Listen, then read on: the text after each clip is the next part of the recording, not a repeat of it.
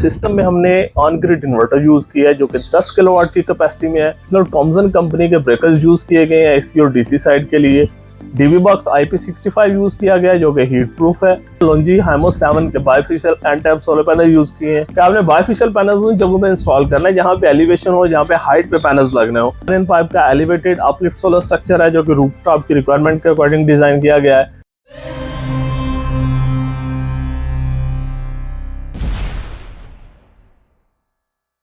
अस्सलाम वालेकुम व्यूअर्स, मैं हूं ज़का रहमान और आप देख रहे हैं FP इलेक्ट्रॉनिक्स। दोस्तों आज आप लोगों के लिए मैं वीडियो लेके आया हूं। ये खारियां के एक नवाही गांव सैना में हमने एक प्रोजेक्ट इंस्टॉल किया है। इस प्रोजेक्ट के अंदर यूज होने वाली कंप्लीट प्रोडक्ट्स की आपको डिटेल्स देंगे और इसके अलावा यहाँ पे गैपको में एक जो इशू चल रहा है इसके ऊपर भी आज इस वीडियो के अंदर आपके साथ कुछ डिटेल्स शेयर करेंगे।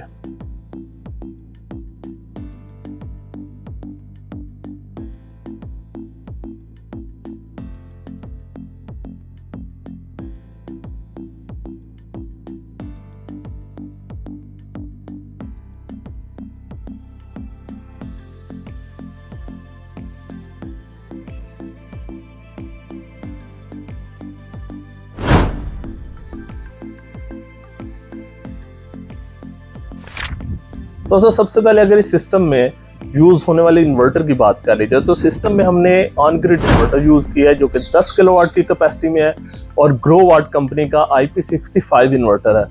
अब ऑन ग्रिड बेसिकली जो इन्वर्टर यूज किया जाता है वो बेसिकली कंजप्शन जीरो करने के लिए और बिल जीरो करने के लिए यूज होता है।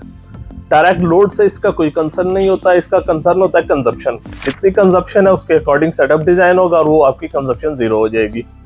IP65 है, 100% मेंटेनेंस फ्री है। इसके अलावा इस सिस्टम में आप बैटरी नहीं लगा सकते और अगर दिन के टाइम बिजली बंद हो तब भी काम नहीं करेगा और आफ्टर सोलर वैसे ये बंद हो जाता है।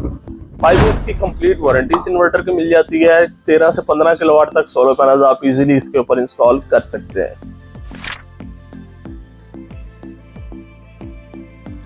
इसके अलावा इस इन्वर्टर के साथ जो एक्सेसरीज यूज की गई हैं ओरिजिनल थॉमसन कंपनी के ब्रेकर्स यूज किए गए हैं एसी और डीसी साइड के लिए। डीबी बॉक्स IP65 यूज किया गया है जो कि हीट प्रूफ है। इसके अलावा प्रॉपर डक्टिंग और फ्लेक्सी पाइप के साथ सारा सिस्टम इंस्टॉल किया गया है। जब भी हम इन्वर्टर और डीबी बॉक्स की इंस्टॉलेशन करते हैं तो इसमें जो स्टैंडर्ड्स होते हैं हम उसको फॉलो करते हुए सेटअप डिजाइन करते हैं ताकि माइनर सा भी इशू ना आए सिस्टम की परफॉर्मेंस के अंदर और वर्किंग के अंदर, ताकि जो ब्रेकर्स और वायरिंग होती है इन्हीं के एंड पे सोलर इन्वर्टर अपनी परफॉर्मेंस दे रहा होता है।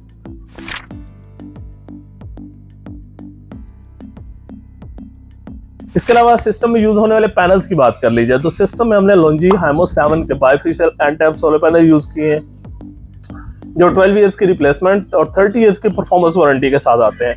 अभी बहुत सारे लोग यूट्यूब पे के ऊपर भी ये वीडियोस बना रहे हैं कि हाइमो 7 कंपनी रिकमेंड नहीं कर रही है, ये प्रॉब्लम है।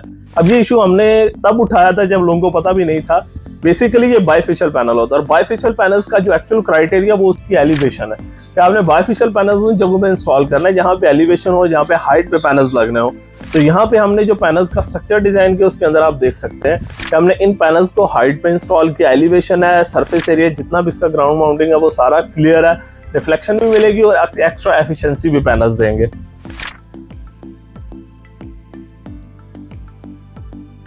इसके अलावा इन पैनल्स को लगाने के लिए जो स्ट्रक्चर यूज किया गया वो आयरन पाइप का एलिवेटेड अपलिफ्ट सोलर स्ट्रक्चर है जो कि रूफटॉप की रिक्वायरमेंट के अकॉर्डिंग डिजाइन किया गया है। इसकी स्ट्रेंथ को देखते हुए विंड प्रेशर अब क्योंकि 3rd फ्लोर के टॉप पे इंस्टॉल किया गया है। जितनी भी वॉल बाउंड्री आप देख सकते हैं कि सबके साथ इसको अलग से पाइप लगा के सपोर्ट दे के इसको प्रॉपर वेल्ड किया गया और बड़े कंक्रीट पैड बनाए गए ताकि किसी किस्म का विंड प्रेशर इसके ऊपर इफेक्टिव ना हो। इसकी स्ट्रेंथ भी बनी रहे, प्रॉपर क्रॉस सपोर्टें भी डिजाइन की गई हैं। तो ओवरऑल आप स्ट्रक्चर देखें और इसको आप दूसरे अगर किसी स्ट्रक्चर से कंपेयर करेंगे तो आपको अच्छा खासा डिफरेंस नजर आएगा इसकी क्वालिटी का। इसके अलावा सिस्टम में नेट मीटरिंग भी करवाई गई है और अब ये नेट मीटरिंग गैपको में हो रही है। गैपको का सबसे बड़ा प्रॉब्लम जो चल रहा है इस वक्त नेट मीटरिंग का AMR मीटर का और दूसरे नंबर पे AMR मीटर वही है जो ये नॉर्मल यूज के लिए इंस्टॉल कर रहे थे, उसी मीटर को उठा के ये अब नेट मीटरिंग के लिए लगा रहे हैं। सबसे बड़ा प्रॉब्लम क्या है कि ये सिंपल मीटर है, इसमें आपको ग्रिड फीडिंग का ऑप्शन नहीं मिलता। जब तक ये आपका मीटर ऑनलाइन नहीं होता, सिम रजिस्टर्ड नहीं होती, ऑनलाइन MCO नहीं होगा, बिल नहीं आएगा, तब तक इसकी इंपोर्ट एक्सपोर्ट ओपन नहीं होगी। सबसे पहले ये मीटर इंस्टॉल होता है, फिर सिम इंस्टॉल होती है, वो रजिस्टर्ड होती है, फिर ऑनलाइन इसका डाटा अपलोड होता है, फिर उसका एमसीयू होता है, उसके बाद जब आपका एक बिल आता है, फिर उसके बाद इसकी इंपोर्ट एक्सपोर्ट और प्रॉपर कैलकुलेशन स्टार्ट होती है।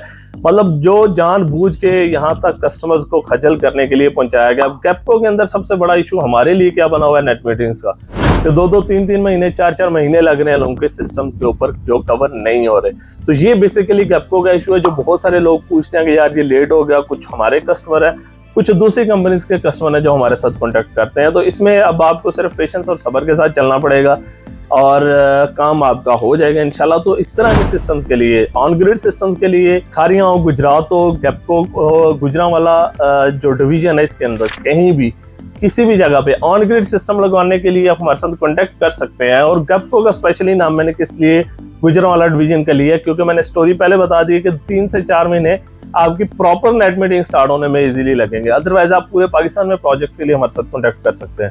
मजीद वीडियोस के लिए चैनल देखते रहिए। शुक्रिया, अल्लाह हाफिज।